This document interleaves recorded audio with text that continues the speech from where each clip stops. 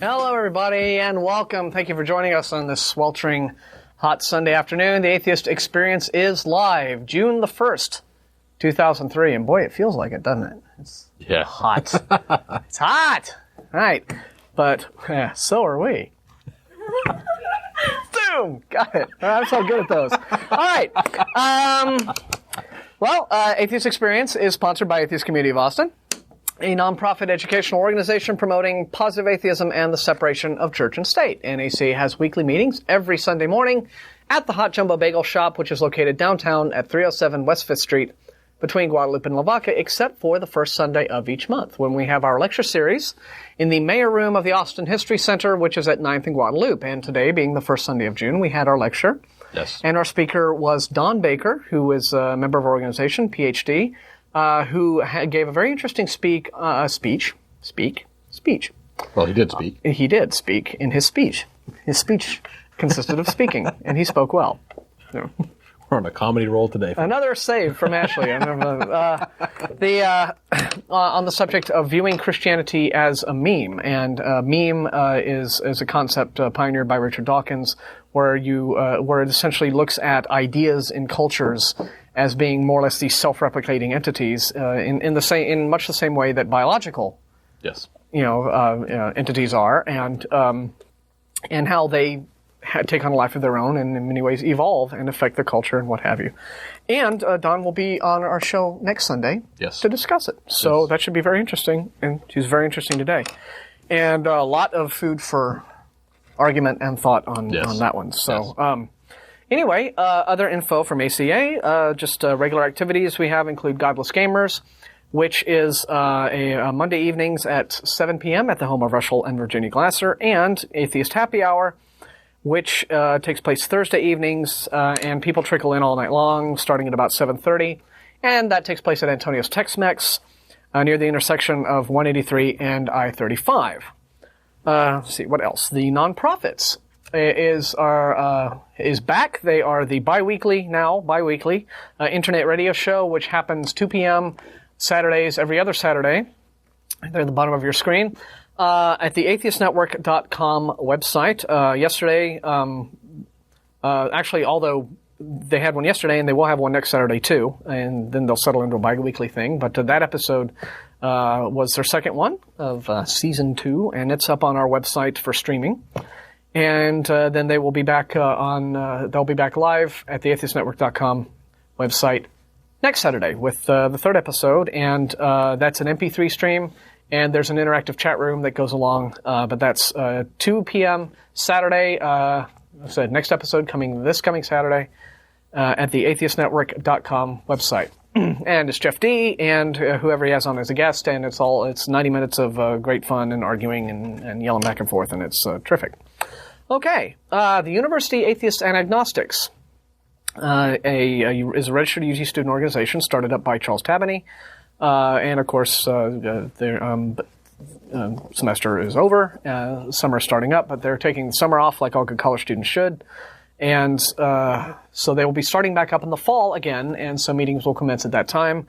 I understand they have things like a website and stuff in development, so probably as we get closer to like August and September and the fall semester starting, we'll have more detailed information to give you if you're a UT student or faculty member and you want to join this fine gang of guys and girls. UAA at mail.utexas.edu is the email address, though, to contact Charles if you want more information about the group. So there. Okay. So I think that's just about it for the regular announcements. And, of course, to find out more information about ACA, you can visit our lovely website at atheist-community.org. And there are a couple of features on that website that you might want to know about, not the least of which is our fact page, Frequently Asked Questions. This show has been on the air now for about 4.5, maybe a few more years. Yeah, I think about 5 years. Pushing 5 now. Yeah. Actually, I think the first one was like January 97, so it's actually been a while. And over the years, with the various hosts and what have you, we have received a lot of, there's a common thread to a great many questions that Christians call us up and ask us, and so we put a lot of the most common questions up on our fact page, because that's what a fact page is for, frequently asked questions.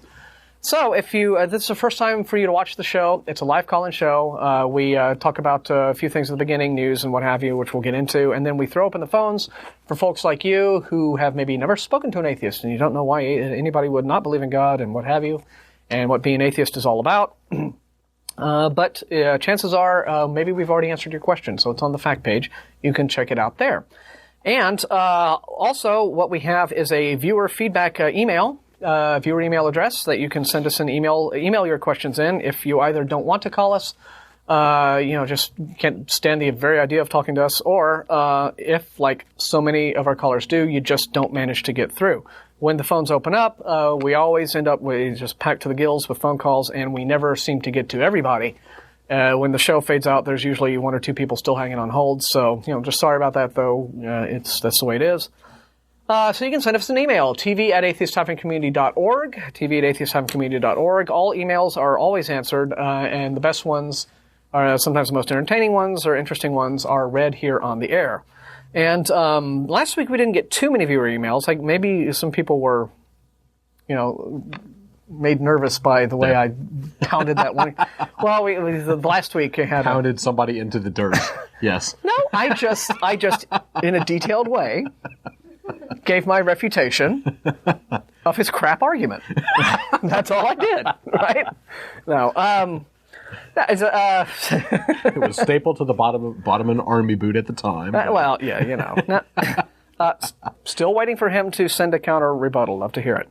But no, I mean, it's like, we're usually not very hard, obviously. No, but we give honest and direct... like our viewers, and we like our emails. Very much so. The one email we got was from a guy, I didn't print it out because it was just brief, and I can't remember if he said he was an atheist or not. I think he might have been. I believe so. But he's someone who gave us the old what happens when an irresistible force hits an immovable object and that sort of thing, which is... Yeah, I was kind of surprised at a question like that. Yeah, classic... Yeah, physical impossibilities. Yeah, exactly. So physics you can't have an immovable object hit another immovable object. Yeah. In the same universe. You can't, it just doesn't work. Yeah, because one of two things would happen. Either the irresistible force would get resisted, which would mean it isn't irresistible. It isn't irresistible. Or the immovable object would get moved, which would mean it wasn't immovable. Yeah. So immovable objects and irresistible forces cannot coexist. It's just... But it's that, though, it's interesting because that is identical to the dilemma that faces Christians when they attempt to define their God in a way that is self-contradictory. Yeah. And one of those ways is, of course, omniscience coupled with omnipotence, which are two things that would effectively cancel each other out. Yeah. Okay, if God were omnipotent, he would be able to do something that even he would not predict. Yeah. But if he is omniscient and he knows everything, that means he can't surprise himself. Yeah. He can't do anything that he himself would not know about because he would already know about it. So if there's one thing that God can't do, even a teeny-weeny little thing, he's not omnipotent. Yeah.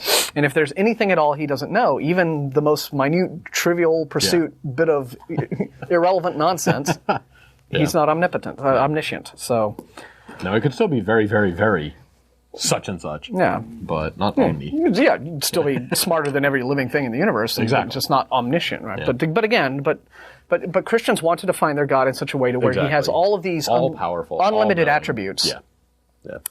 But immediately just the very idea of having unlimited attributes, the minute you start thinking about it, it's just nonsense. Yeah. Well, attributes by their very nature are limiting things.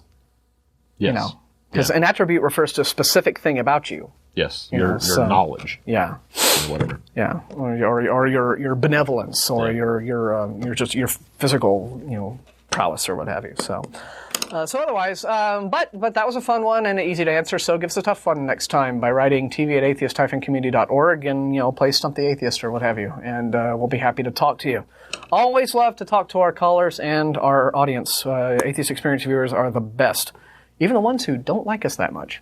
So that wraps it up for announcements. Over to Ashley Perrien for what is happening in the news of the world. Okay. Ashley, what's going on? Light news week this week. I got two stories. First by the, I think it's pronounced agape, but agape is usually how it leaves me anyway. It leaves you agape, but it is agape. Yeah. This is about council,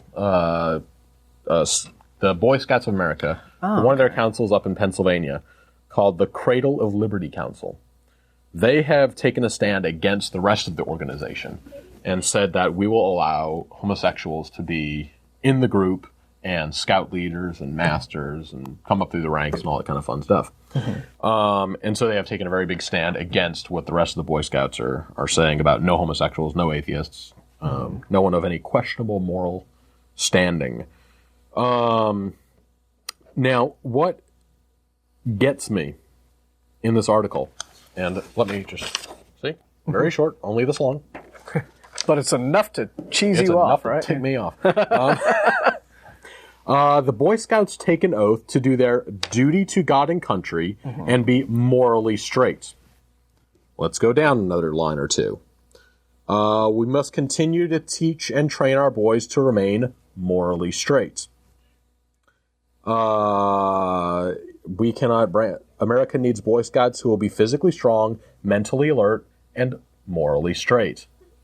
They love that word straight. Yeah. They throw it in here so many times. Morally straight. Exactly. And that's an interesting... Exactly. They just like the term. They just like the straight part of it. Well, I mean, that's fine. I just like to know what it means. Okay, morally straight as opposed to, morally deviant. Yeah. What morally crooked. Yeah, morally concave. Morally, But yeah, it does seem that their use of that term is designed to be something that very is very intentional. Yeah, that is a not terribly subtle dig in the ribs of the gay community, just to be unnecessarily provocative to them. Yeah. And so basically the Christian groups are trying to say, take a stand, tell the rest of the Boy Scouts, take a stand, either, have some kind of disciplinary action against the group, or just completely withdraw their standing, withdraw everything from them, for apparently allowing homosexuals to be in the group. So they are all up in arms because apparently the Boy Scouts in Philadelphia are not morally straight. Well, yeah, I mean, what history does this particular, chapter of the Boy Scouts of America have in terms of, have they had, gays and atheists and people outside of the norm, like before in the group, and just those people have been closeted, and then you find out later on, hey, guess what? These people were just as good scouts as anybody else, and it has nothing to do with what your character as a citizen is, and we can prove this. But even though we have the evidence in front of our face that we've had for many years, gay scouts and non-religious scouts in the scouts being great scouts, which would prove to anybody that, seems like there's really no reason to have this bigoted attitude. Being a great scout is beside the point. They still choose to ignore the facts in front of their face and adopt the bigoted attitude all the same. Yeah. Even though they would, like you have guys like Darrell Lambert, the atheist scout, 37 merit badges, 10 years of his life, and now he's told, get out, you're an atheist, those 37 merit badges, and those 10 years of your life didn't mean a thing. Everything that you have done, everything worth that you've done, all the goodness that you've done in the world don't count. Yeah. Because you don't believe in the invisible friend. Yeah. So. And now apparently, because someone likes to, have relationships with people of the same sex, they can't do anything good. Anything good they do doesn't matter as far as the Boy Scouts are concerned, or the rest of the Boy Scouts are concerned. Well, again, and why is there? It seems to me that I think that what is being unspoken here is this terror, right? That a lot of conservative Christian parents have. Yeah. That if gay, men were, or gay, young boys were allowed to be scouts. How can they possibly allow and if they went out on these to go on a camping trip with my son there? Yeah, it would turn in, I know, it's all going to turn into some kind of orgy. Yeah, right. It would, you'd have, boy. Right. And it's like, why would there be any more of a likelihood of that happening than, if exactly. As we've seen, a lot of the Catholic priests who, in this wild epidemic of lack of self-control, some of them may have been gay, right? But many were not. Yeah. Okay. And so it seems like, molestation is not this thing that is limited to people of one sexual preference or the other. In fact, most child molestation cases that we know of are heterosexual in nature. Yeah. It's usually, people, like a relative or a friend of somebody who knows. Yeah. And so again, it's one of these know your victim situations. Exactly. It's not a random thing. But it's not this whole boogeyman hiding behind a tree image that I think a lot of conservative Christians have of the way gay men act, right? Yeah. And so, So, but, it's just, again, it's just, there's an irrational panic there. Yeah, it's just a fear of somebody different than them. That's all it is. They're different than us. They can't be good. Yeah. Keep away from them. So, and instead of actually finding out what these people actually stand for, what they do, or whether it matters even, just close yourself off. Don't think about it. Don't look at it. Don't talk to them. Don't hear them. Don't anything. So. Well, whatever. I mean, it's just... At least you have this one chapter of the Scouts that say... Now, here's the thing, though. Okay, you can say that as a private organization, the Boy Scouts has a right to discriminate against certain groups of people. Yes. But still, whether the question is not do they have a right to do it, is it right for them to do it in the way they do it? Is the way they do it fair? Yeah. And when you have, for example, a case like Darrell Lambert, great scout with a terrific record who happens to be atheist. Yeah. Okay. Yeah. So clearly his atheism has nothing to do with his ability to be, a terrific citizen and a good scout and a model for other scouts to follow. Yeah. And indeed, until they knew he was an atheist, they had no, so their sudden turning against him was solely based on that fact. Yeah. And they ignored the fact that what scouting is supposed to represent had completely succeeded. Exactly. And this kid was a good example of it. Yeah. It depends on what the organization is for. Yeah.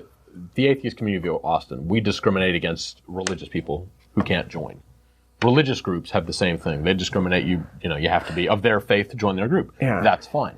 If it were the Christian Scouts of America, perfectly fine. Well, this would no longer be an issue. But the Boy Scouts, at least in my eyes, is something to... Inclusive. Exactly. It's something inclusive. It's to give kids something to do. Yeah. It's to show you how to live a good life, how to become active, and just how to not waste a Friday afternoon.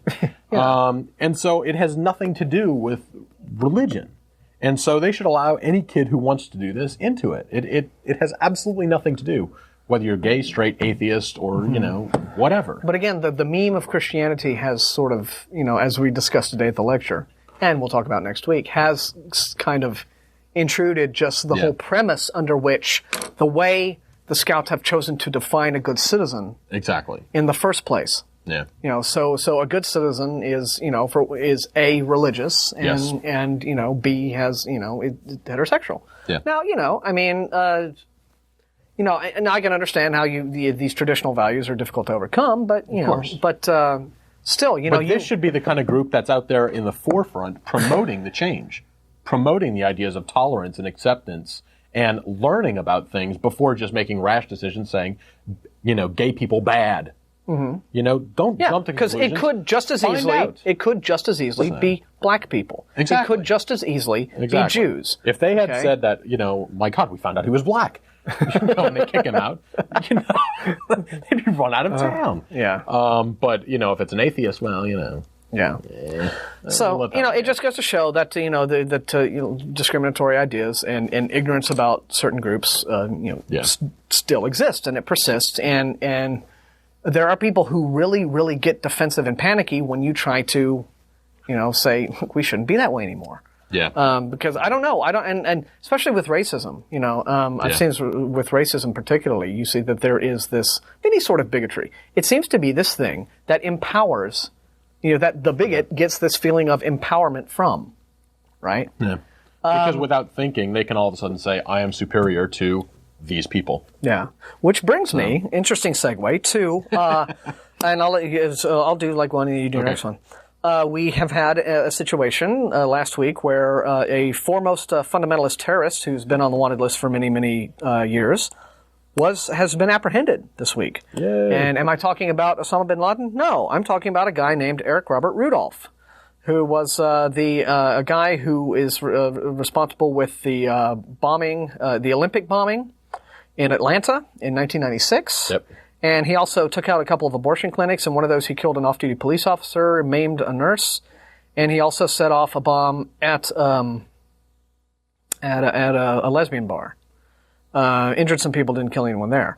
And then he has been hiding in the hills for something like 6 years. Yeah. Okay, eluding capture, somehow. But he was picked up, I think, just a couple of days ago. Yeah. Rummaging through some trash and taken in without incident. And he's this fanatic who is who thought to have ties with a movement in this country called Christian Identity, which is a super far right-wing, ultra-extremist, it's white supremacy. Yeah. And it's the most repugnant of all ultra-fanatical worldviews. If you look at their websites, which will turn your stomach, you see exactly the same sort of art and, the illustrations and the imagery and the same kind of rhetoric that you got in all the Third Reich pamphlets. Wow. Exactly the same kind of, they'll have drawings of Jews and the caricatures are identical to what you'll see in Nazi Germany, anti-Semitic pamphlets that they would give to the Hitler Youth. Yeah. Exactly the same kind of thing. And in fact, I don't know, I guess Christian Identity isn't really this organized thing.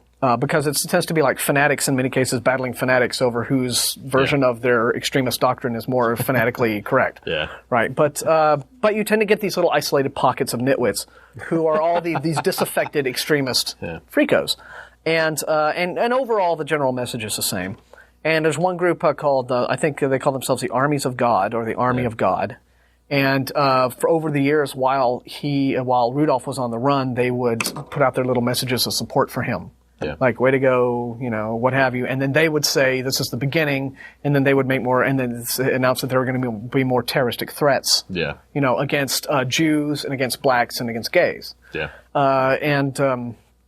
So, these are domestic terrorists. And again, now these guys are so extreme. The overwhelming majority of mainstream Christians would be sickened. Of course. By, this whole kind of perversion of doctrine as anybody else. But again, this is the kind of thing that when you have a belief system that says God loves you better than everyone and you're his chosen people, and you can really warp it into some weird kind of extremism like that. Yeah. For example, among the many interesting interpretations that Christian Identity engage in is they think that, for example, Adam and Eve were not the first man and woman. They were the first white man and white woman. Oh, and that makes them God's chosen people. And so that is where the white supremacy concepts are rooted. And so really just interesting kind of just crap, right? But anyway, they nailed this guy. And with luck, the wheels of justice will just mow him right down. But anyway, so that's a good thing. A piece of good news there. Yes. And you have another one? I take it? Yes, I've got one more. We'll get That's fun. We're going to start racking those phone calls up, too. 477-2288 is the number to call in and ask us stuff. So. Yep. Now we go to the lighter side of the world. Okay. We have apparently found the cause of all evils. All bad things, all sickness, all disease. Well, that's handy. In the world. It was the king of Swaziland. He's the cause of all... Well, no. He actually pointed it out to us. He's the one who pointed it out. We appreciate it. I was going to say king of Swaziland. Boy, that would be an easy one for George Bush. Yeah. Exactly. Tiny little country, about 1 million people in it. Yeah. But the king of it did us a huge favor. Let's see. Swaziland's absolute monarch has singled out women. Swaziland's absolute monarch? Yes. The absolute monarch of Swaziland. That's like there's a title for you. That's like being the world's tallest midget. Gee, I'm sorry if I have offended any Swazilandi natives in our audience in a politically incorrect way. But your monarch is kind of nutsy. Yeah. Okay. But anyway, the absolute monarch has singled out women. Not just women. Okay. But women wearing trousers as the cause of the world's ills in a state radio sermon that also condemned human rights as an abomination before God. Okay. The Bible says, "Curse be unto women who wear pants and those who wear their husbands' clothes. That's why this world is in such a state today." And what else is it? What rights? God created people. He gave them their roles in society. You cannot change what God has created. This is an abomination before God. Now, he was speaking to a whole bunch of Christian conservatives, obviously. And were they kind of going, or were I don't they know. going, woohoo, king? But the article does kind of, go to the streets and find out what the women have to say about this. I see. And they're not all that impressed. They weren't. You don't say. The king says, "I am the cause of the world's problems because of my outfit. Never mind terrorism, government corruption, poverty, and disease. It's me and my pants. I reject that. Smart lady. Well. And I also like this little stab that they have to give him right at the end, too.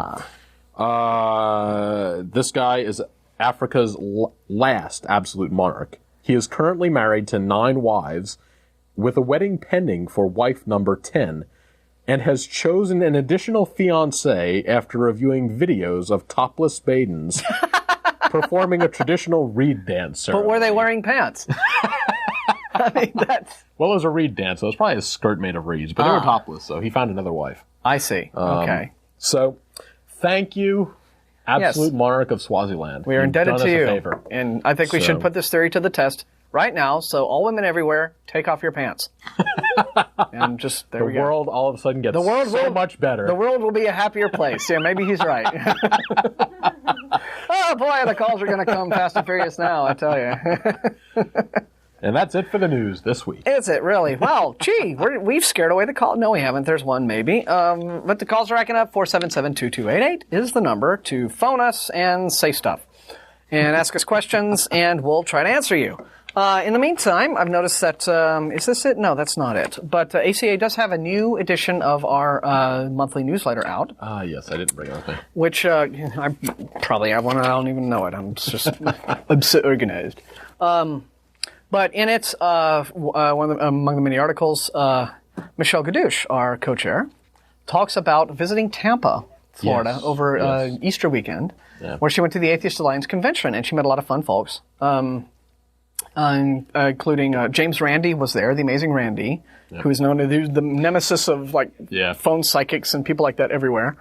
And Richard Dawkins was there. We're talking about a star-studded lineup of folks. And there's a great picture that Michelle has of herself and James Randi standing in front of that office building in Tampa where there's the light reflection on the windows that creates this illusion of like the Madonna, right? Yeah. Not Madonna, but the Madonna. And so there's this terrific photo of her there. And by all accounts, it was a really, really enjoyable weekend. And in fact, I think she talks about it. She was on the radio show yesterday and talked about it a lot on the radio show with Jeff D and the gang. So again, that episode of the radio show is available for download on our website, on the radio show page. But otherwise, I guess we've got some calls lined up, so we'll just start taking them. And Emilio's first. Hey, you're on the air. Hey, how's it going? We're good. What's up? I just want to know if atheists can rock and roll, man. Yeah, we can. It's That's all I want to know. Yeah. All right. Cool. All right. Very weird. But we don't have a band. We need to get one together. So we'll get on that right away. We'll have live music at the intro of next week's show. I know that. We certainly need somebody out there better than Dan Barker. I mean, he's all right, right? But he plays these cute, they sound like children's songs, and they're all about religion. It's come on, let's get better than that. Okay, Dave is on 2. Hey guys. Hey, how you doing? Just a quick. We're discussing unbelievably ridiculous things that you've heard lately. I listen to Christian radio for basically entertainment purposes, and I heard a couple of on this show. I forget what it's called, but anyway, they take callers, and this woman calls in, and she it was a rebroadcast from right before the Iraq War, and she said that she was basically had been watching war protesters as she drove along, and she had a realization that they were clearly demon-possessed. Really? Yeah, well, I guess the drums, the costumes. Oh, there we go, yeah. Clear signs of demon possession. Okay. And she reported this, and the people answering the phones and discussing it went right along for the ride. They implicitly agreed that myself and a whole bunch of other people are now demon-possessed. So, demon-possessed. Yeah. Wow. Clears that up for me. I can quit going to my therapist. There you go. That's handy. But your demon may owe you back rent. That's right. So yeah, so I think that you should, ascertain what the real situation there is, just in case. I got to get a lawyer on this. You should. You could be in for some money. Boy, that's just really a hoot, isn't it? It's unbelievable, and there was just no. They didn't even consider it to be absurd or in any way. Just well, of course, I see. Yeah. There are demons of that. Was this a station in town, or was this like it's Kixel actually? Okay, but was the show itself a locally produced show, or was it some nationally syndicated thing? You know what? I think it's national. It's called Never Alone. Because what it sounded like at first, at least to me, was the kind of thing that you would hear a Bob Larson get into.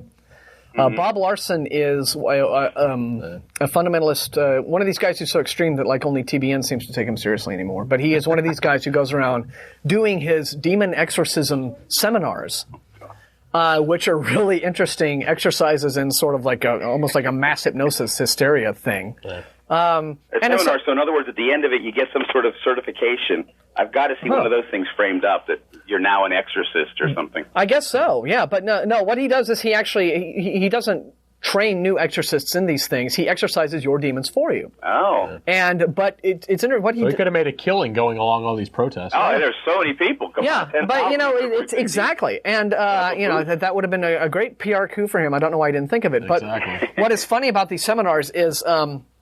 It's, of course, they're only attended, right, by people who are already gullible in this kind of stuff anyway, right? So you have people who are already sort of primed for the message and ready to participate. And it becomes a big group participation thing. And it's so funny how it's funny, but at the same time, it's a little disturbing how easily it is he's able to manipulate them into this kind of mental receptive state.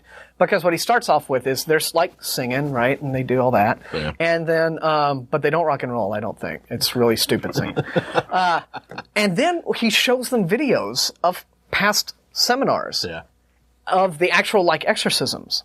Wow. So the people know how they're supposed to act, right? Yeah. And it's funny because you get these folks coming up here, right? And it's like you would think that, I would hope that if I were ever possessed by a demon, he was a little bit more clever than to just come up with lines out of a bad Roger Corman movie, and, to spout at my exorcist while he's trying to, exorcise him and not say stuff like, you have not seen the last of me. And so they really, this is the real deal. This is what they do up on this stage, and the people are swallowing it. Oh, God.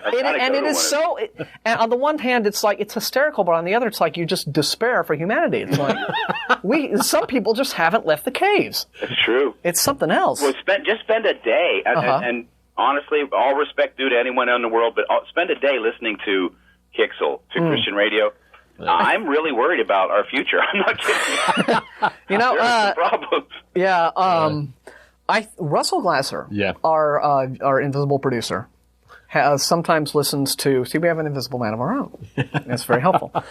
Listens to a lot of Christian and conservative radio, and I used to watch Trinity a lot. Yeah, TBN. Yeah, TBN stuff. Until I realized that I was getting the same thing every time, and there was just nothing new. Yeah. But it's like, on the one hand, I imagine it would be instructive to listen to it, to know, like, what are these people saying and how do they think and how do they argue? Exactly. That's why I listen. Yeah. But then on the other hand, I just remember one day out of the blue, Russell called me on the phone just needing someone to vent. And I guess I was like the first guy he clicked to in his phone book, and just... it will just depress you no end if you take it in too large a dose at once. Well, they also talked themselves into a little philosophical corner, which I thought was funny. They were trying to comfort a woman that called with her son-in-law had died at a young age, 26 or something. And they were trying to comfort her with, whatever. And she came up with this idea, which they all agreed with, until I think they thought it through, and then they tried to back away from it. Really? They said that, clearly God takes his children first, which is why this person had died at such a young age, because God wants to be surrounded by his children first, and then I guess everybody else gets the back of the bus or something. Yeah. But what it seems to me is in other words, so become a Christian and die young. That's the promise. Yeah, if you're a really good Christian, you're gonna die. Yeah, that's not that's not the sales pitch I would, choose. But yeah. Yeah. Well, boy, yeah, I can. So they backed away from that one really quickly. Oh yeah, they were pedaling backwards very quickly. Yeah, but a second, why am I still here then? Yeah, strange. It's funny to hear. So then, I guess that means that the best Christian parent in the world would be Andrea Yates. Is that the idea? There you go. Okay, no, but it's very, very fun to hear your input, Dave. Anything else? That was it. Thank you. Okay, although next time, if you get a chance, it's a funny question to bounce off of them. See how they back away from this one. I'll do Why that. would a demon object to war? Seems to me that a demon would be like, dude, war. Right? Why didn't I think of that? Let's blow stuff up. Oh my God! Orphanage, kablooey. I mean, that would be a demon's point of view. Yes. Why would a demon be anti-war? I don't get it. If you extrapolate that idea, it might explain the possession of the White House right now. Okay, well, now we know. All right, man, thanks a lot. Take care. Talk to you later. Thanks for calling. That's funny. Yeah. Okay. Strange people in the world. Who's next, George or George? George on one. We'll see what Hi, George, you're on the air. Hey, what's up, man? Just hanging. What's the deal? What's y'all's view on the war? Well, everyone seems to have, there are atheists who are against the war, and there are atheists who are not opposed to the war. I guess it's all down to individual, your individual. Hello, you there? Yeah. Okay. So I guess it's down to your individual point of view. I mean, did you want to hear our individual points of view? Or? Yeah, man, yeah. Okay. Ashley, you want to start? Now, also just to point out we are not representing the atheist community of Austin. Yeah. The group has not and will not take a formal stand on it. This has nothing to do with atheism directly. And you okay? You sound like you're getting sick. Yeah, cough drops. Okay. Well, we'll answer you. Thanks. So, personally, I have seen more that goes for. I think you were actually the one that brought it up best. I think it's the wrong president went to the right country for the wrong reasons. Yeah. I think if we had pitched this as it's a humanitarian thing, we're doing it to Hussein is an evil bastard. Yeah. Who's killing a lot of his people. He's doing a whole bunch of horrible stuff. Yeah. Let's stop that happening. Yeah, and we cannot afford to have a psycho like this. Exactly. Not only doing this to his own people. Controlling the world economy, essentially. Yeah, but holding, the vast oil reserves of the world hostage. And, we can't have a loose cannon like this. I think. Yeah. But you're right. What they did, though, was they ended up pitching it on this spurious notion of WMDs. Yeah. Which they're seem to be having a hard time finding. So, as a humanist, I cannot object to the idea of a tyrant being thrown out of power. Yeah. But, I am worried about the humanitarian situation over there. And also the biggest thing that I have with this also is I've heard a lot of reasons why, we should go to war because of weapons, because of terrorism, because of all these reasons. Yeah. Heard a lot of reasons why we shouldn't, because we haven't found the weapons and all this kind of stuff. There's no proof. But from a lot of the people who object to the war, I'm not hearing really good, solid alternatives. As in, we shouldn't go to war. Bush is a moron. Oh. So what should we do? What should we do depending on the person to actually stop these things? Yeah. How do we actually stop Hussein from killing all his people? Yeah. This isn't the way to do it. Yeah.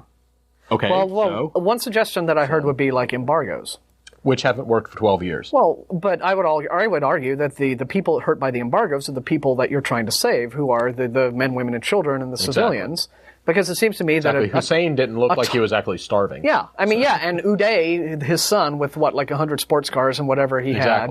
And then what did they find? Something like close to $1 billion in cash. In a shed somewhere. Exactly. And which, I think something like a couple of Fox News reporters tried to make away with some of it. Somebody tried to make away with some. Yeah, but so it's not like, you can tighten the screws on a country that's run by an oppressive dictatorship, but really you're only ending up tightening them on the people whom you're trying to. He's an absolute dictator. Yeah. He can redirect where those screws are being tightened. Those guys never get hurt. So, and I don't think any war. Well, I don't think we've had a war since, something like Hitler, which was obvious, where it is this clean, where everything falls in these really neat packets, a very clean ideological line, in terms of, here's the one position to take that's 100% right about everything. Exactly. But I do think, the more I read, and I am, getting more and more of this information now, it does seem that, our government hasn't been upfront with us, and they haven't really been upfront with the world about, what their real motives were for going in. But at the same, again, I'm ambivalent, Yeah. At the same time, I'm like, well, hooray, we have one less human rights violating Exactly. A dictator, who and a guy who is out there, with kidnapping and, burying people in mass graves and I think there would have been more support. It would have been easier, and it would have been more straightforward if we could have just said, look, he's an evil bastard. Let's stop that. Yeah. But then it seems to be something you can't rely on the UN to take a stand against either, because this is the same UN who did nothing about all the genocide in Rwanda. Exactly. Didn't even say a word about it. So. Exactly. But anyway, this is not a show about politics. Exactly. But the point is, though, but it was nice to kind of air some of that. The point is that atheists have differing points of view on just about any subject under the sun. The nice thing about atheism is that it is not this sort of a strident, inviolable, dogmatic position, where you have to toe a certain party line about every single thing that you come across. Yeah. I mean, we all disagree that there's no God. It pretty much ends there. Yeah. Well, we all disagree about God. We say there is not one. Well, yes, we all agree that there is no God. Okay, yeah, first time you said disagree. Oh, okay, sorry. Well, whatever. Everything outside of that's fair game. Yeah, so. And boy, we do have, and it's a great way. Games. We learn to argue by arguing amongst each other, which is fun. Exactly. So, and we really get into some slugfest. So, lots of comments on war. Royal joy. Okay, I knew this was going to happen. All right, so I'm going to take David on 3 first, and we'll see what that's. Hi, you're on the air. So I want to know your point of view of legalizing marijuana. Well, I'll tell you. You know what I think is stupid? I think what is stupid is the way that, I don't think marijuana is good for you. I don't think there's a lot of things good for you. But what I think is stupid is the hypocritical way in which you have our government and congressmen and people in power in this country taking kickbacks and subsidies from big tobacco, promoting cigarettes and promoting alcohol, but you can't have a joint. So it's like, here, enjoy your governmentally approved drug of choice. Yeah. And I think that's hypocrisy. Yeah, I understand what you're coming from. Yeah. Again, everybody has their vices. I don't know that arguments, I'm not convinced by arguments that, that it's a slippery slope. If you legalize pot, then the next thing is heroin. I don't think that's true. But again, that's not really an atheist issue, though. That's sort of something that, who knows, you might encounter another guy and he's got a totally different mindset on it. Yeah. But I think that, it's another area where our government is not honest and upfront with people. Yep. That's all right. Well, thank you. Yeah. Fuck you, bitch. Wow. Had a little too much pot today. All right. But I think one important thing also, before we go into that really quickly, though, regardless of your stand on it, I think it would be a good idea to respect the laws of the country. Mm-hmm. Even if you disagree with them, there are better ways to argue about it. I may disagree that the speed limit should be 55. I think 70. So I'm going to speed. That's kind of a dumb thing to do. Well, the way that some laws... There are better ways. The way that some laws get changed... Is if it turns out that the law that's on the books right now isn't enforceable. Yeah. I mean, the reason why on the major interstates speed limits went to 70 was because nobody was driving 55, and there was nothing you could do about it. Yeah. Everybody was doing 70. Yeah. So I just said, the hell with it, and changed it, and that's, how it worked. Now everybody goes 85. Yeah, it's even more safe. So, all right, and if they're smoking pot, it's even better. All right, Brandon is on 1. Hey. Hey, guys. How you doing? How you doing? Well, just real quick with the last caller, it's definitely the war on some drugs. It's not the war on drugs, for sure. Mm-hmm. Personally, I don't know, the reason why I don't think it's legal is because, A, you can grow it anywhere very easily, and B, it's, one of the best painkillers known to man. Mm-hmm. And obviously they want to push the big pharmaceuticals. But anyways, my question was... Although, you know what, though? It seems to me, though, that... if it really was about the money... Oh, it's not about the money. Yeah, but if it were, I mean, then, the government would be all over it.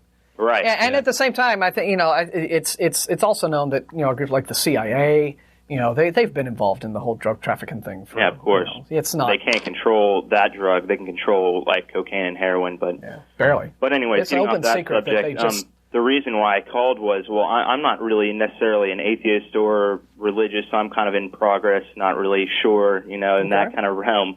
But the other night I was watching Nightline with Ted Koppel, and they were doing a story on the Yale class of '68. And they they had a whole bunch of interviews with classmates of that's the year that our president was in Yale and stuff like that, and that was a big year for movers and shakers and whatnot. And they were interviewing a whole bunch of classmates that graduated in '68, and they're all pretty open and out front about all the secret societies and everything like that. Oh yeah, the skulls and stuff. Right? Yeah, Skull and Bones is like the biggest, most known one, but there's like a series of like 15 other societies. It's sort of like a secretive fraternity type thing, but they're all very upfront about it. There's Scroll and Key and a bunch of other cult, or not cults. I'm sorry, cult type groups. Yeah. But anyways, they're pretty upfront with it and stuff like that. And they had guys saying, "Well, hell, if I knew that our future president was going to be in this group, I would have gone and joined them and bathed with them and whatever else that they did." Yeah, that's what they did. Very weird things. Everything from things that are sick and disgusting to things that would make me blush to even say things they do. But I mean, they kind of worship on this big tomb that they have, and they've got they kiss skulls and they have a night where they each share their sexual experiences, like the biography of their life with each other and everything, and all this other stuff like that. And so, not as a Christian who would obviously be against that, or an atheist or anything. I mean, I just want to get your opinion on how. What you guys think about our leader being into stuff like that. That's not nothing that's come out, I guess, has been like violent against some person or anything like that. But, they're just things that don't settle well with me as just a person. Yeah, it's college. I mean, what kind of stupid stuff you do in college? I mean, it's sort of like, I mean, here's the thing. It would not surprise me to know that the scions of the rich and privileged who go to, wealthy Ivy League universities and have all of the, the silver spoons and all the rest of it, right? It wouldn't surprise me that they form their little cliques, and then these little cliques become these secret societies, and they have all these kind of quasi-ritualistic exercises that they engage in, which are things that as young 19, 20-year-old guys makes them feel like men and what have you. I mean, it's just, I just think it's goofy. I mean, I just think the whole concept of, you can choose to be creeped out about it, or you can choose to think, this is incredibly goofy. Here's a bunch of rich, spoiled college frat boys, getting in their little underground fort and having their rituals where they basically do what guys at a regular frat house do over a few beers, talk about their sexual exploits, more like lie about them, but they're doing it under this secrecy of this society, and they try to make it seem all eerie and spooky, and, it's a cool thing that's their thing, and no one else has it, and it makes them feel special, that they're part of the secret club. I don't let it bug me just because I think it's goofy. It's just really goofy. Oh, we're kissing skulls. Ooh. I mean, that's something that, very drunk goth kids do at Halloween parties and stuff, okay? I mean, it's not a thing that I think is, it doesn't worry me. I don't see that, this is a threatening thing. Well, I mean, if anything were to bother me about, for example, George Bush's, his affiliations now, it would be with his current affiliations with the movers and shakers of the religious right. Guys like Tom DeLay and D. James Kennedy and the Christian Coalition and this active movement of grown men who are you have the ear of the administration and can shape public policy and are trying to shape it in a theocratic direction. So I think what's going on now, is a little bit more cause for concern than whatever stupid, drunken crap Bush did as a 19-year-old kid. Yeah, well, that's what these groups are all about, though. It's breeding these kids from a young age. They have a thing called tap night, and they literally pick and single. They single-handedly choose who they want, the top. They look in people's backgrounds and their histories of their family and whatnot, and they choose certain people. So it is basically, if you look at a list of them, I mean, it is a list of who's who now. Only 30 years or 20 years ago. Yeah, I guess there is a point to be made that that sort of activity in youth can, be the breeding ground for, future adults who enact things like the Patriot Act that say, "Oh, we'll just arrest whoever we want," and and we'll spy on library card checkouts and things like that. Yeah, so maybe there is a point there, but so in that regard, it could probably that maybe it is a thing that should be brought out into the open and addressed a little more. Just the spectacle of it, I just think is so moronic. I agree. Just like something out of a bad Hammer horror movie that these guys are trying to enact, and this is a thing that makes them feel like, oh, we're, the elite, and what have you. And it's dumb. But yeah, true. I mean, I guess if these attitudes are carried over into policy. Yeah, in later life, okay, maybe, your point is taken there. I suppose. Right, and I'm sure you guys have seen, or at least I know have heard of the whole Bohemian Grove thing, because it airs on Access all the time. Yeah. And they have a thing called the cremation of care, which that's the whole deal, is that they're burning this body in effigy to get rid of their care, and so they can make all these harsh public policy decisions where, if they slaughter people here and there, whatever, but it's all their care is disappears with this cremation. Yeah, I mean that's just have to say bollocks. It's bizarre stuff, but Yeah, I guess the idea that kind of weird sort of ritualistic, superstitious, that kind of groupthink exists today, in any form. I guess it is a thing that I think probably should, be dealt with some more harsh, overt criticism. It's just not publicized at all. I mean, it's just completely blacked out. So, I mean, it's just, it's weird. Yeah, but then again, there's also this general idea that our presidents and our big politicians, stuff like that, we should scrutinize their lives and try and, it's generally smear campaigns try and say, let's find anything wrong with this person. Mm-hmm. I mean, Clinton, did he smoke pot when he was 25 years old or whatever? Did he really inhale? Who cares? Yeah, as long as he's not a pothead, in office at the time, I really don't care that much. Yeah, I mean... Now, if he was continually smoking pot... a very mellow president if we didn't, Yeah, I mean, if he's continually smoking pot and I am someone who is against drugs, well then, that's a reason not to vote for him. But just, because he had one or two drags back in the 60s, I really couldn't care less. Yeah, I mean, everybody just does dumb stuff when they're 19, People 20, are stupid when they're 20 years old at times. But I guess it's when they don't outgrow that phase. That's a problem. That's a problem. They're 40, 50, and they still kind of are, have the outlook on life, and especially the outlook concerning themselves, the self-image that they have when they were 20. Okay, maybe that's a problem. Yeah. So, but food for thought there for sure. Okay, well, thanks, guys. Appreciate your input. Thank you.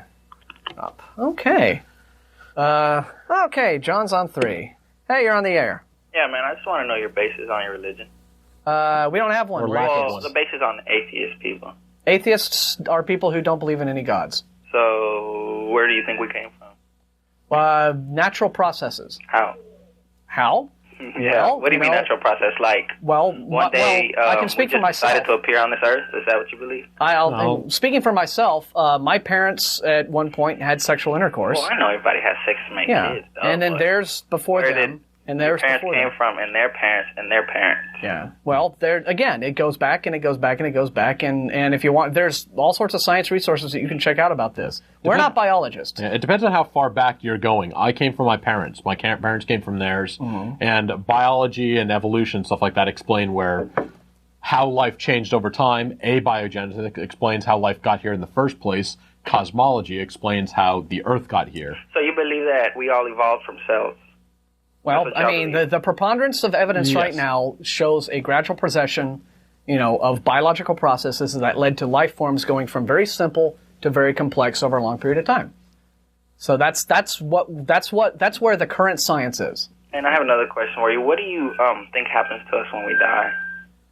Well, I think that when I die, I think that when you die, the chemical processes in my brain that make up my consciousness will stop.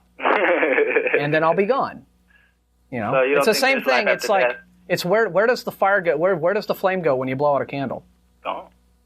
That's right. It's gone. So, now that's So, and you can understand why people would be uncomfortable with that idea, and they would want to believe in an afterlife.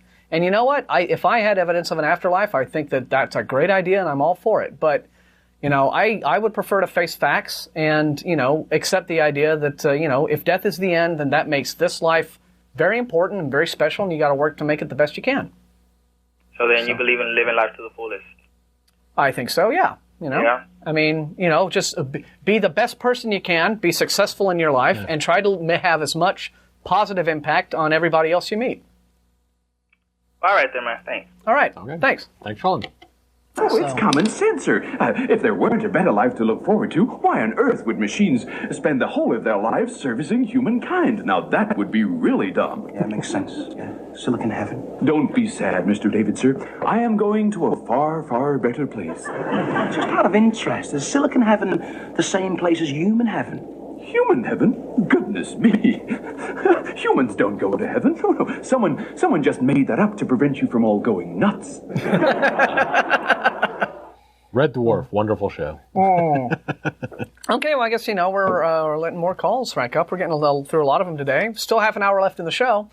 Don't forget our fact page. Like the question we just got. What do atheists think about this, that, or the other? Well, that's on there. Stuff like that. What's the difference between atheist and agnostic? And so on and so forth. So I guess we're just waiting for Crystal to get names. So in the interim, this is just a day in which no major groundbreaking, earth-shattering stuff has come up. In a sense of topicality. Yeah. That's occasionally we'll have something that just kind of fires it all up. Yeah. But Christine is on one though, so maybe she'll give us one. Yeah. Hey, you're on TV. How you doing? Hi, thank you. Pretty good. Okay, I guess my question is, I see that religion gives you a purpose, a belonging, and if you take that away, what do you have? And what would the atheist see the purpose of life is right now?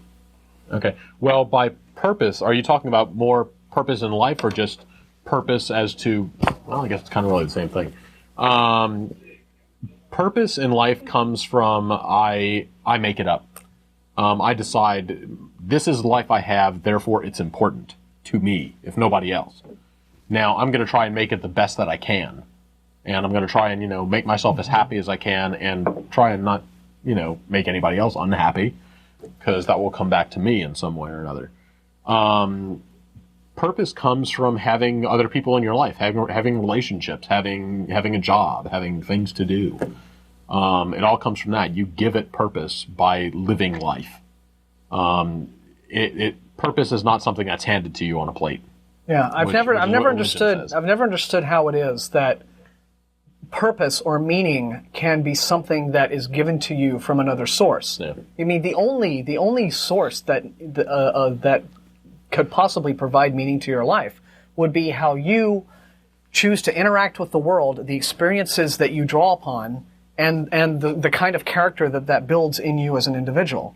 I mean, that's the only thing. It seems to me that's the only. I mean, for something to have what it means for something to have meaning, okay, is that either an experience takes place in your life where you learn something valuable, or you take away something that allows you to then enrich your own life, enrich the lives of people around you. You could be, and whether it has to do with your career, whether it simply has to do with raising a family, whether it's, you're an artist or a sculptor or what have you, or you're an outdoorsman, you're whatever it is that you get that sense of fulfillment out of, that you can then either, you can keep it to yourself, you can pass it along, but I think, most people, because we're social and we interact with each other, and that's another thing that gives life that meaning, the ability to share experiences, that's ultimately what it all is. I mean, and what is purpose for one person would not be the same purpose for another person. So, I mean, if some people get their purpose in life from being religious, well, that's fine, but it's not really the only source, and I think it's a fallacy to say that the religion is giving you that sense of purpose. What you have is a person who is religious and who is deriving their sense of purpose themselves from having that life, having that kind of life. Okay, did that make sense? Yeah. Okay. I guess the biggest thing that I see is that I see religion as a form of acceptance. And if you took that away from people, it's like hope. Like, to me, it's like, okay, everything right now may be shit, but in the future... Is it really, though? Yeah, but is it? Yeah, I mean, think about your life. I guess it depends on the person, though. Yeah, I mean, for me, no. Yeah, but I mean... Yeah, I mean, some people have good lives, some have bad lives, but that is one thing that religion does. It tells you that everything is hell. This life sucks. Yeah. You suck. And therefore, if you become religious, you can be better. I don't really share that belief. I kind of think that everybody has strengths and weaknesses. You know, nobody's perfect, obviously. We all have room for improvement. But if you look at that and say, you know, here is a way that I could be better at, you know, who I am. Here's something that would make my life better, make me stronger, make me a better person. That's a lot better than just, you know, having somebody tell me that everything I do is completely pointless and worthless and a waste of time. And if you just believe this thing, then you'll be worth something. Yeah. That's degrading. Yeah. I mean, and a lot of and what religion does, especially, you know, in its organized form, is that it takes people who are in the situation that you just described, who are emotionally vulnerable, they are going through a really bad patch, a really bad time, and at that point, it's like they're very easy to sort of hook. That's how religion gets its hooks in, is when it takes weak, vulnerable, unhappy people and says, come, you know, join us, be part of our, you know, and all this will magically waft away. And so that, I think, is something that is potentially can be quite dangerous, because whether, you know, on the one hand, it could be a perfectly benign mainstream religion, or it can be some kind of weird, creepy, dangerous cult like the Moonies. But in any case, what you have is somebody who is allowing their sense of self-worth to say, okay, I'm miserable, I'm unhappy, everything is crap in my life, it's all bad, but if I accept this into my life, then it will give me the happiness that I can't get elsewhere.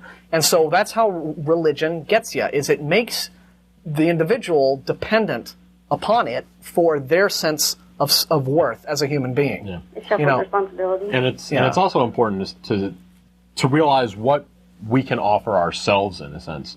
I mean, if things are bad, I have people in my life that I can rely on. I have friends, family, people who care about me, and I can rely on them for certain things.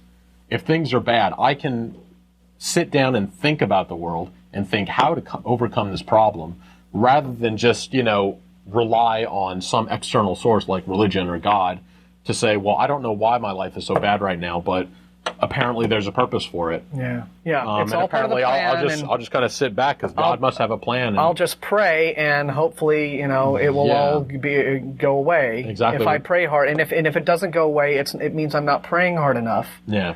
And you know, I see a lot of people stuck on that treadmill. Yeah. If my life sucks, I'm going to do something about it. I'm going to try and find friends who can help me out and do something about it. Yeah. Because it's the only life I have. I don't want it to suck. And if you can't find the friends, you would still do what it Exactly. took, You're still going to try and improve it in some way. You know. So, I mean, you know, we have a rational way of looking at the world and saying, okay, I know things are bad. I know it's hard.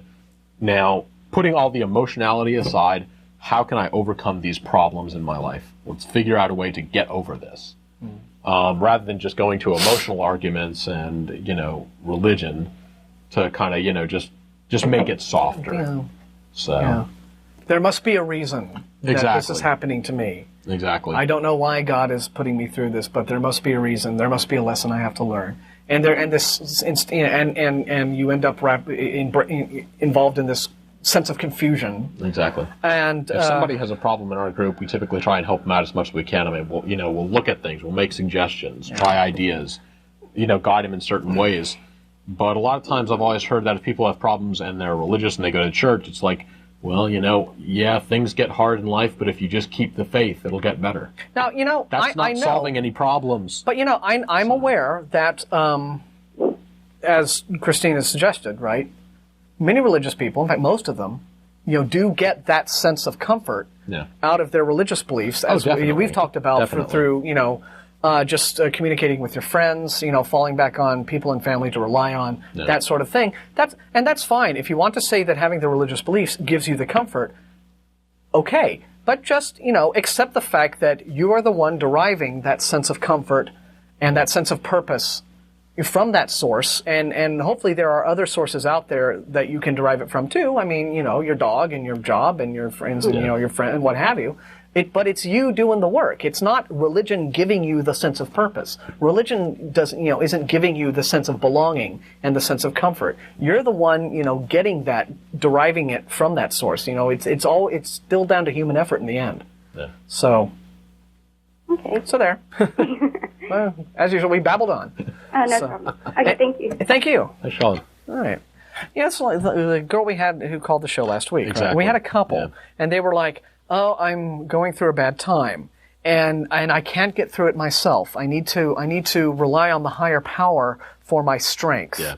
And we're like, why? Just again, that's getting back to Don Baker's, and we'll talk about memes on the show next Sunday, and we'll explain what they are, and we'll explain how they take root in the mind and just sort of proliferate.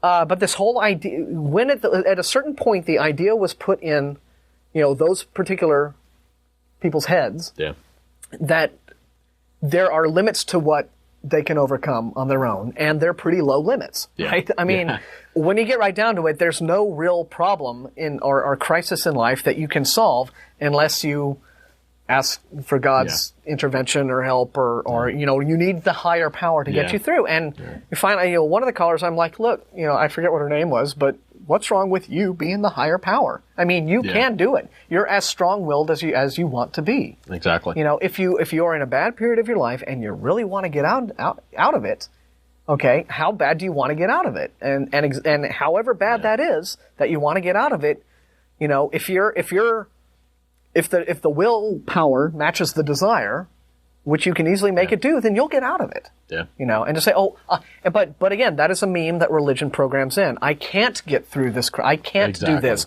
I can't do that. I'm weak. I need help. I need guidance from my spiritual source or what have you. Yeah. And that I think is a really insidious thing. It's making people, it's breaking down individual esteem. Yeah. The esteem of the person. Anytime, you begin a sentence with the words, I can't. Okay. Yeah. I mean, you're beating up on yourself unfairly. Yeah. Unless it's something obvious like, I can't jump into a volcano and live.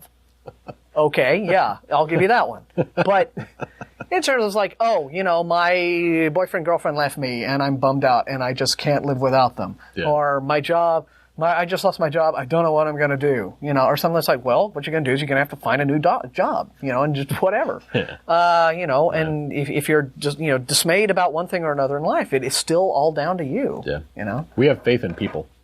That's it. Yeah. People have the strength to do it. Yeah. They just don't want to admit it. Human dignity is not a thing to be undercut. Phil on 2 maybe has an idea about this. Hey, you're on TV. Hello, gentlemen. How are you doing? Thanks for waiting. My pleasure. I'm going to throw a real easy softball in there. This week there's been a lot of discussion about the National Historic Fund or something. They're going to put federal tax dollars towards preservation of some really famous churches, like the Old North Church in Boston, and I guess there was a church I guess it was in Birmingham that got bombed with 4 young kids lost their lives. I think they're even talking about doing some reconstruction on the old Martin Luther King Church, which I'm not sure where that is, probably in Alabama somewhere, but what is your feeling on? As an atheist myself, I see kind of both sides of the story on this one. Yeah. What do you guys say? There's a gray area there. Why don't you start?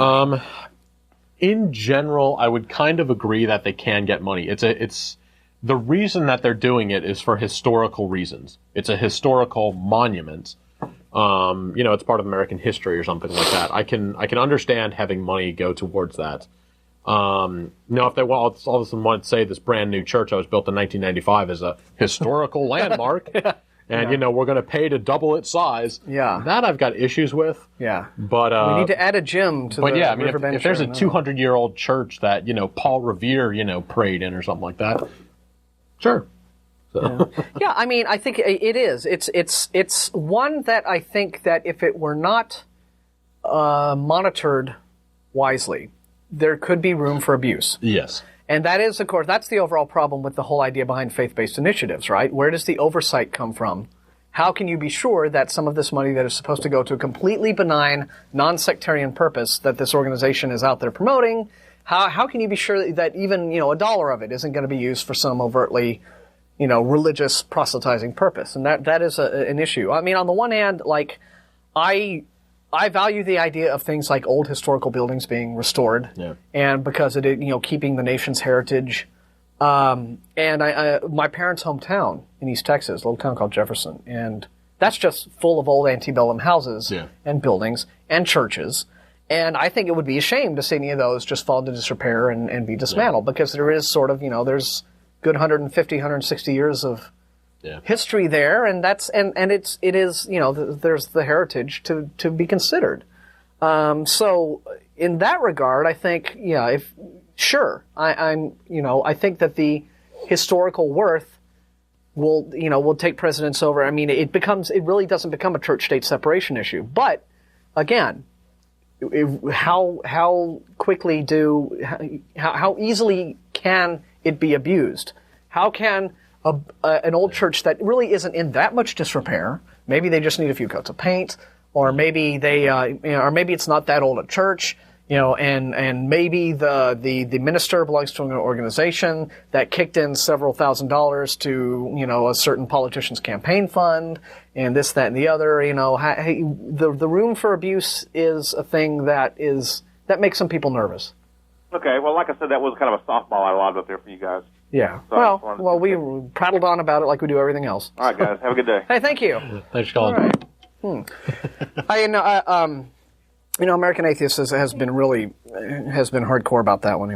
They're saying, no, this is the slippery slope to the religion tax, and it's sort of like, I can see their point of view, but I can see his as well. Since a church currently owns it, it's a religion that currently owns it, they should pay for all repairs, period, end of story. It's their church. Mm-hmm. But then again, I mean, it is a historical monument. Now, if a church has, if a congregation opens up a new church, yes, they are 100% responsible for that. Yeah, like you can't take the money. Okay, you couldn't take that money and build a whole new wing onto your really, really old church. Yeah. That would be pushing it. Well, no, that would be a direct, I think, violation. Yeah. You can't say, okay, well, we have this really, really old church that needs repair, and by the way, we're going to add another, 10,000 square feet to the sanctuary. Oh, no, you're not. Yeah. That's, so the room for cheating, I think, is something that... Exactly. There are some bureaucratic problems to it that need to be worked out, but in general, it's a good idea. Yeah. Although... Again, the argument that this is this is a way in which they can wedge that tolerance in. Yeah, foot in the door. The religious right can sort of get people used to the idea. First you get them to be okay with, let's contribute some taxpayer money to this, just because it's a historical thing, and then you get them used to that, and then you kind of work them in. Well, Christianity's been here since we started, so you should fund it all. Yeah. So again, So I think there's something to be taken seriously there, that this could be another way to slowly work in, more government entanglement with endorsing religion. Brian, hi, you're on TV. Hi, how you guys doing today? We're all right. I just had a few questions for you, really. Go ahead. I was listening whenever the guy called and asked you about, what it was that you guys believed. And you told him that, atheists have no belief in any God, and then you gave him your individual beliefs and whatnot. Mm-hmm. I guess I'm an agnostic, so from my standpoint, I guess the question that I have to ask you is, or I guess not even a question, but just kind of like a thing to say is, when you answered him, telling him, that different aspects of, you were born from your parents who were born from other parents, down the line through evolution and all the different sciences, it would come to more of a definition of what do you consider God to be? Because God to be? What you consider God to be, and I guess the question I have is, it seems like you make a lot of assumptions about what different people consider God to be.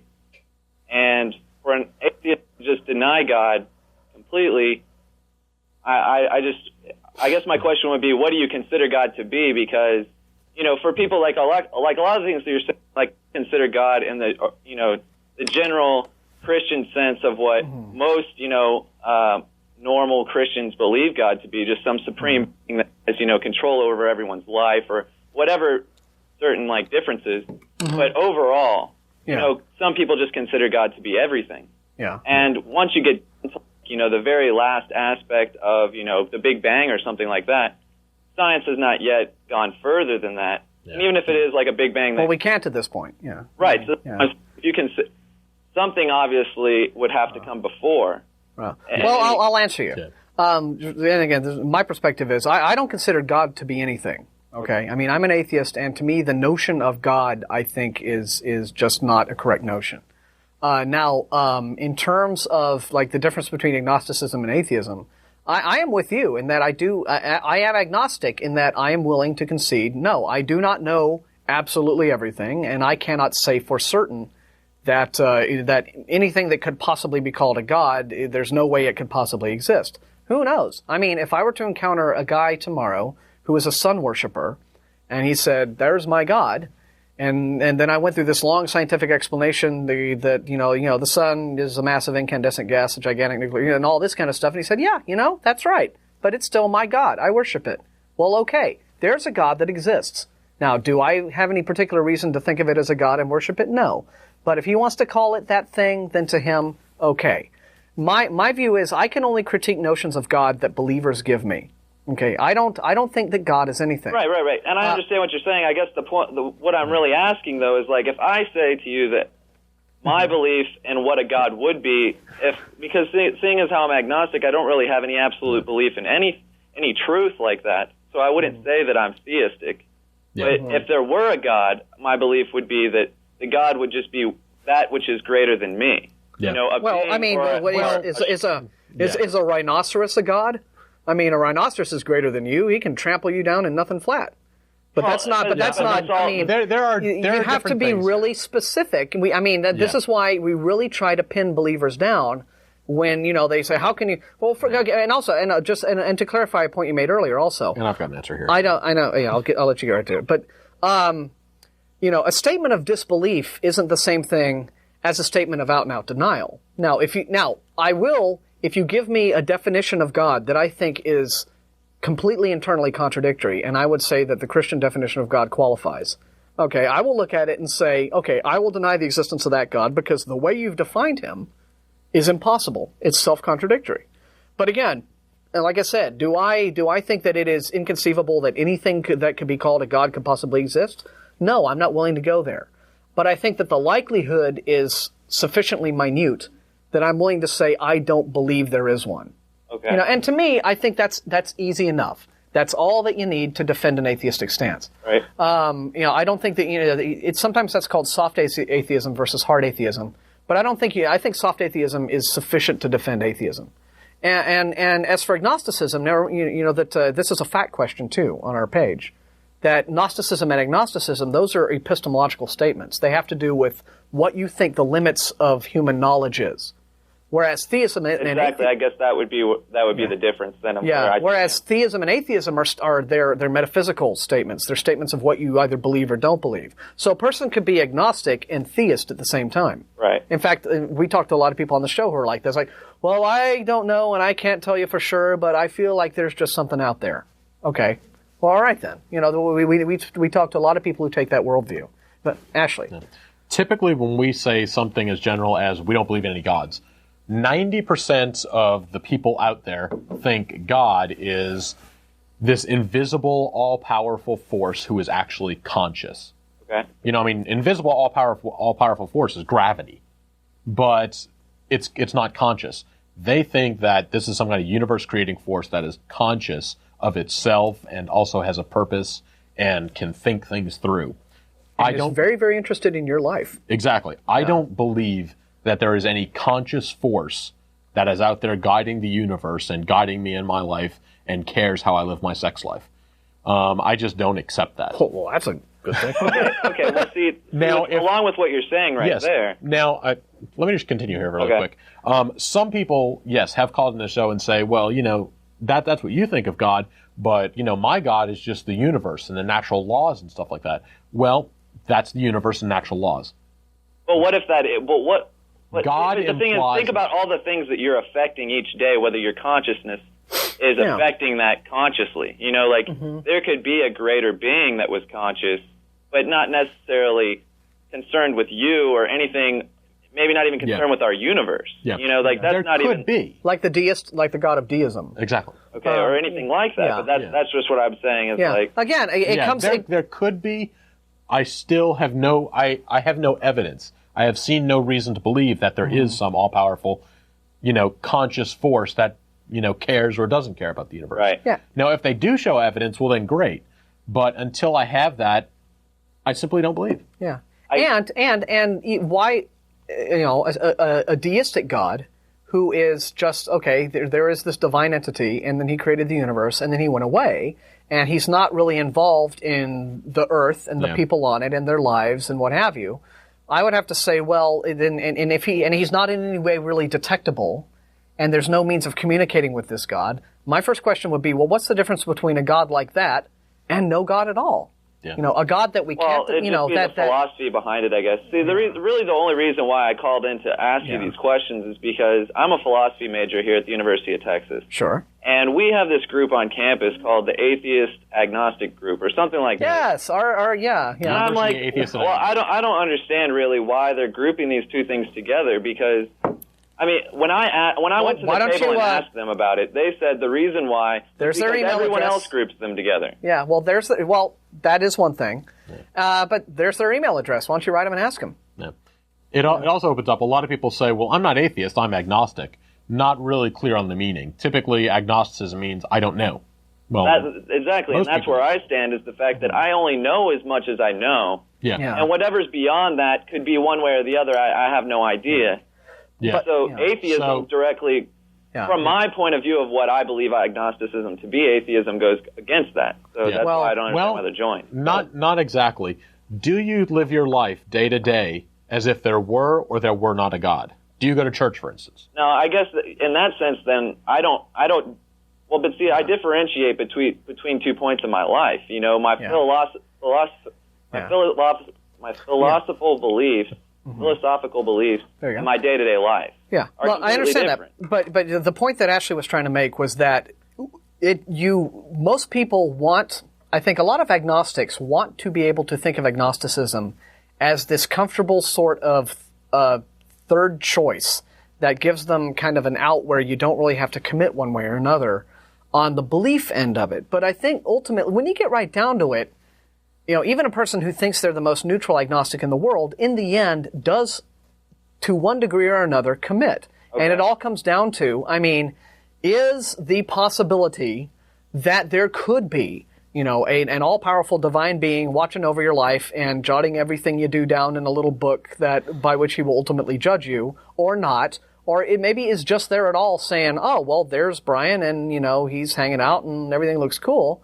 Is that possibility a thing that enters into your day-to-day activities and how you do stuff that you do in your life? Is that a factor? Different churches just to hedge our bets. Yeah, is it a relevant factor? If it's not a relevant factor... if it's not a relevant factor, which in my life it's not. Yeah. I'm not religious.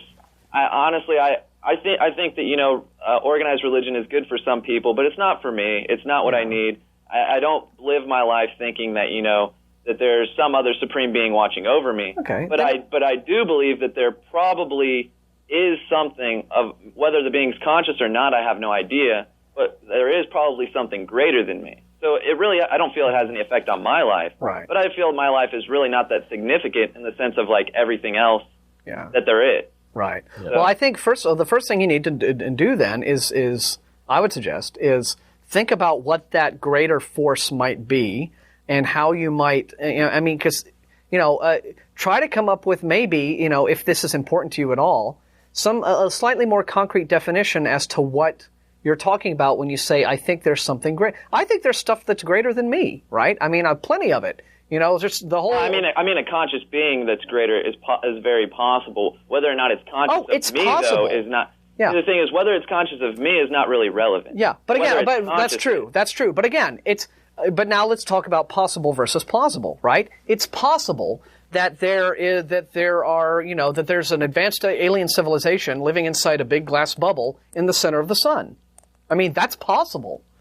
But how plausible is it, and how relevant is that to me, Martin Wagner, hanging out in Austin, Texas, living my life? So really, you're determining between atheism and theism through how relevant it is to your day-to-day life. Well, atheism and theism, right? If I have a definite stance on as an atheist, I don't believe in any gods. But what I'm saying is that people who say, I'm an agnostic, and they're not comfortable with trying to identify themselves either way as theist or atheist, a way to figure that out, if you're at all interested in figuring out where you would fall on that divide, would be to ask yourself questions like that. Well, how do I live my life? Is the idea that there may be, there could be a vast alien galactic civilization having wars in the Andromeda Galaxy. That's possible, but does it matter? And if it is a thing that matters, I guess the point is if though, it whether or not it influences matters, how relevant is it if it matters if it's true? Like, whether or not there's a galactic civilization living out there makes no difference to my life, but I'm not going to sit here and say it's not true just because it doesn't make any difference to my life. It very well could be true. Yeah. I have no idea. Yeah, but lacking evidence, what is the point in, just taking a stance either way? Why make judgments on things that you can't, whether or not they have relevance to your life, should it determine whether or not you feel that to be true? Make judgments on things that are true in your life. Yeah. Things that you can determine, which would be probably what you and I both do, which is determine a God, which is not really relevant. I know what you're talking about, but I'm going to let Ashley answer you, but then after this we're going to go to our next guy, okay? But thanks for calling. No problem. And there are a lot of people out there who don't consider, religion and theism, stuff like that, a really big part of their life. And, we accept that. They have this general idea, there is or no, there isn't, but, who really cares? But there are a lot of people in this world who are very definite in their beliefs. They think there is a God, and they think that God wants me to do something. Yeah. Those can be scary people. And if you don't do it, you get tormented forever in hellfire. Exactly. Yeah. There are people who say that, there is a God, and he wants me to, make sure that this is a Christian nation. Yeah. That's what we're doing. Yeah. We're trying to say, we got to stop that. Yeah. So. And again, the whole thing, and just getting to Brian's question is like, well, why, the whole thing of does it matter one way or another if a proposition's true? I mean, maybe it's perfectly true that there's a vast alien civilization in the Andromeda. The point is though that the only thing you can do as a person, is you can live life based on the knowledge you've got, and you can only acquire knowledge through the evidence that you're able to gather. Whatever the source may be, now, and whereas it may be true that there is a vast galaxy-spanning civilization in the Andromeda Galaxy, again, if that doesn't have any relevance in my life, why go ahead and commit to a belief, yes, there is one, that because it may be possible. Now you could say, well, agnosticism at that point makes a certain sense, and I would agree. I don't know that there is aliens, that there's an alien civilization in Andromeda. So on the purely factual matter, I'm agnostic about it. I don't know. But do I believe there is one? Well, no, I don't. Yeah. I don't believe there is one because I don't have evidence. Yeah. I could be wrong, and I admit I don't know, but until I get the evidence, it makes more sense not to believe until you have the evidence that the thing is true. Yeah. And that's what it ultimately boils down to. Steve, hi. Sorry to keep you waiting. Hey, that's okay. I wanted to make just a little comment regarding what the woman that called talking about how religion can get people through difficult times. And I like what you said because the strength that's there really is in the people, not even if they attribute it to their religion. Mm-hmm. And I just wanted to make a comment about a way that I think that works. Is I think something when you're fighting against something, you're at wit's end, and you can't go on. You're pounding your head against the wall. There's a very healthy thing that happens when you kind of give up a little. You just say, "I cannot do that. I cannot keep going in this direction." And you kind of let things go, and maybe wake up the next day having kind of given up, and all of a sudden you're now dealing with things with a sense of relief, and you're seeing things that you can do, and you've been given this strength. And one of the ways people feel able to do that is because they trust in this religion, so they can kind of let themselves do that. But in fact, you can do it all by yourself, and it happens all the time. Yeah. And so that was my little 2 cents on that topic. No, that's a good point. Yeah, it's exactly right. I mean, a lot of people they have this clear path in their mind of this is how my life is going to go. I'm going to marry so and so. It's going to be great. And then all of a sudden they leave him. Well, my life is now just in complete disarray. What the hell am I going to do? And, I don't know. This all sucks. And then the next morning you wake up, you realize that they're gone, and you see, my God, there are other paths.